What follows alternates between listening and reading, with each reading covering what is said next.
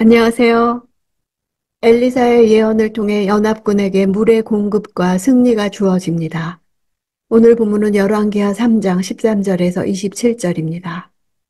13절. 그러나 엘리사는 이스라엘 왕에게 말했습니다. 내가 왕과 무슨 상관이 있습니까? 왕의 아버지와 어머니의 예언자들에게 가보십시오. 이스라엘 왕이 대답했습니다. 아니다. 여호와께서 우리 세 왕을 함께 불러 모압의 손에 넘겨주려고 하신다. 엘리사의 냉담한 반응은 우상 숭배자인 왕이 참신이신 하나님께 신탁을 구할 아무런 권리도 없다는 의미를 전달합니다. 여호람의 통치 당시 북이스라엘에는 왕의 묵인하에 바알의 제사장들이 여전히 활동하고 있었습니다. 이 같은 일이 가능했던 것은 여호람의 어머니 이세벨이 살아 있었기 때문이고 여호람 역시 우상 숭배의 잔재를 정화하려는 마음이 전혀 없었기 때문입니다. 부친 아합이 거느렸던 선지자들은 권력에 아첨하며 바알 숭배와 타협한 거짓 어용 선지자들로서 우상 숭배자들과 다름없는 자들이었습니다. 17절. 여호와께서 말씀하십니다. 너희가 바람도 비도 보지 못하겠지만 이 골짜기에는 물이 가득 찰 것이다. 그러니 너희와 너희 소들과 너희 가축들이 물을 마실 수 있을 것이다. 근동 지역에서 내리는 비는 일반적으로 바람을 동반합니다. 이 바람은 폭풍일 경우가 많습니다. 본래 에돔 산맥에서는 서쪽에서 부는 바람에 의해 비가 쏟아지고 산맥 동쪽으로 넘어가면 강우량이 줄어들게 마련인데 에돔 산맥 서쪽 지역에 진을 쳤을 연합군은 바람도 비도 보지 못한 상태에서 큰 물을 만나게 될 것이란 이야기입니다. 따라서 이 비는 하나님께서 초자연적인 방법으로 일으키시는 것을 의미합니다. 8절. 이것은 여호와의 눈에는 하찮은 일입니다. 그분이 또한 모압 사람들을 당신 손에 넘겨주실 것입니다. 초자연적 역사를 통해 계곡을 물로 채우시는 일은 하나님의 관점에서는 매우 쉬운 일이라는 뜻입니다. 엘리사가 이 같은 언급을 하는 것은 기적과 승리를 체험하기 전에 이스라엘 연합군과 그 군대를 이끄는 왕들로 하나님께 대한 믿음을 회복하도록 하기 위함입니다. 그들이 체험할 이적보다 선결되어야 할 것은 이적을 일으킬 수 있는 하나님의 능력에 대한 믿음이기 때문입니다.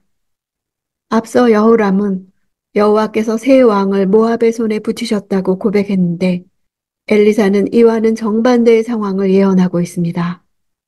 이런 예상 밖의 승리는 오로지 하나님이 이 전쟁에 개입하신 것을 배제하면 설명이 불가능한 것입니다. 19절. 그러면 당신들이 모든 견고한 성과 모든 중요한 성을 공격하고 또 모든 좋은 나무를 베어내고 모든 샘물을 막고 모든 좋은 밭을 돌로 채워 못쓰게 만들 것입니다. 모압은 북이스라엘에게 조공을 바쳤던 속국으로서 조공을 중단한 배반은 북이스라엘에게 있어서 큰 경제적 손실을 의미했습니다. 이것이 이 전쟁이 발발한 원인이었는데 모든 좋은 나무를 베어내고 샘물을 막고 좋은 밭을 돌로 채워 못쓰게 만드는 것은 북이스라엘의 조공을 바치는 속국 모압의 경제적 피폐를 의미했습니다. 하나님께서는 전쟁의 승리는 주시되 여호람이 목적했던 경제 문제 해결이 완전 실패하게 하신 것입니다. 하나님은 여호람에 붙인 아합을 아람과의 전쟁에 끌어들여 전혀 예상치 않았던 방법으로 죽게 하신 것과 동일하게 아합의 아들인 여호람을 징계하시기 위한 심판 계획을 숨기고 있는 것입니다. 25절. 그들은 성들을 무너뜨리고 비옥한 밭에 각 사람이 돌을 던져 밭들이 모두 돌밭이 되게 했습니다. 그들은 샘들을 다 막았고 좋은 나무들을 다 베어버렸습니다. 그들은 기라레셋의 돌들만 남겨두었는데 그마저도 무림매를 가진 사람들이 둘러싸고 공격했습니다. 기라레셋은 모압의 수도입니다. 가장 견고하게 요새화된 수도만 남았다는 것은 전쟁이 완전히 종료될 시점에 와 있다는 것을 의미합니다. 기라레셋의 주위를 돌며 그 견고한 성을 여러 무기를 사용해 집중 공략하고 있었습니다. 26절. 모압 왕은 전세가 당해낼 수 없을 정도로 기우는 것을 보고 칼을 찬 700명의 군사들을 데리고 에돔 왕이 있는 쪽으로 뚫고 나가려고 했지만 그 역시 실패하고 말았습니다. 에돔 왕이 있는 쪽으로 뚫고 나가려 한 것은 세 연합 진영 중 가장 약하다고 생각해 탈출구로 삼은 것입니다. 700이란 숫자는 정확한 숫자를 가리킨다기보다는 모압 왕이 생각하기에 완전한 수를 의미합니다. 모압 왕이 탁월한 전투 능력을 갖춘 군사를 양적으로 완벽하게 갖추었으나 그의 시도는 완전히 좌절됨을 보여줍니다. 27절. 그러자 모압 왕은 왕위를 이을 자기 맏아들을 데려다가 성벽 위에서 번제를 드렸습니다. 그곳에 이스라엘을 향한 분노가 하늘을 찔렀습니다. 그러자 이스라엘 사람들은 그곳을 떠나 자기들의 땅으로 돌아갔습니다. 모압 왕은 민족과 자신의 운명이 풍전등화와 같이 되자 모압의 신인 그모스에게 도움을 받고자 자기 아들을 취하여 모든 사람이 볼 수 있는 성벽 위에서 번제로 바쳤습니다. 왕위를 이을 신분이며 왕 개인의 유업을 이을 맏아들을 번제로 바쳤다는 것은 모압 전체와 모압 왕 개인에게 있어서 더 이상 희망이 없음을 의미합니다. 여기서 이스라엘을 향한 분노에서 분노라는 단어는 원문으로 볼 때 성경에서 예외 없이 모두 하나님의 진노를 나타내는 데 사용됩니다. 따라서 본문의 진노의 주체는 여호와십니다.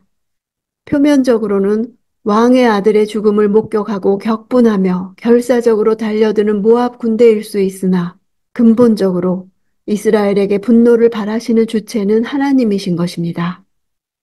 모압이 이스라엘을 배반하게 된 것은 아합 왕가를 심판하시기 위한 하나님의 조치 중의 하나였습니다.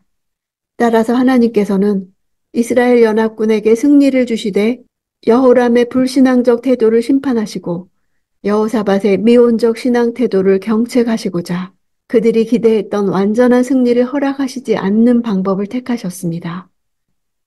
그 결과 하나님은 이스라엘 연합군을 의도적으로 해산시키셨고 모압을 완전히 제거하지 않고 남겨두셨습니다. 자기들의 땅으로 돌아갔다는 표현은 이스라엘 연합군이 모압에게 객관적인 승리를 거두었음에도 패배하고 고국으로 돌아간다는 느낌을 주고 있습니다. 하프를 연주할 때 여호와의 능력이 내려와 여호와께서 전략을 말씀해 주셨습니다. 시편에서 이스라엘의 찬송 중에 계시는 주님이라고 한 것처럼 하나님은 우리 찬양 가운데 거하십니다. 찬양은 하나님이 거하시는 보좌입니다. 보좌에 앉으셨다는 것은 다스리신다는 뜻입니다. 우리가 하나님을 찬양할 때 하나님이 좌정하셔서 그곳을 다스리시기에 전략이 주어집니다. 우리의 할 일은 원수의 공격을 받을 때도 하나님을 신뢰하고 구원하실 하나님을 자랑하는 것입니다. 큰 상실감, 어려움 가운데서 불평하지 않고 부정적인 말을 하지 않고 하나님 높임을 받으소서, 하나님의 하나님 되심을 나타내소서 찬양할 때 여호와의 능력이 임하고 말씀이 임하는 삶을 사는 것입니다. 주님께서 나와 나의 가정과 사역과 교회를 위해 위대한 일을 행하실 것을 기대하며 그에 합당한 영광과 존귀를 하나님께 올려드립시다. 찬양은 우리의 관심이 오직 하나님께만 집중해 하나님을 영화롭게 합니다. 찬양은 오직 하나님만을 위한 것입니다. 찬양을 드릴 때 우리의 마음은 오직 하나님의 임재만을 갈망하게 됩니다. 그래서 찬양할 때 하나님의 강력한 임재가 임하고 그곳을 다스리십니다. 찬양은 하나님을 높이며 하나님의 다스리심을 인정하는 것입니다. 나에게 초점을 맞추는 것이 아니라 하나님께 초점을 맞추는 것입니다. 그럴 때 임하는 여호와의 능력으로 이 땅에 살고 있지만 하나님 차원으로 살게 하시며 상황을 초월하는 삶을 살게 하십니다.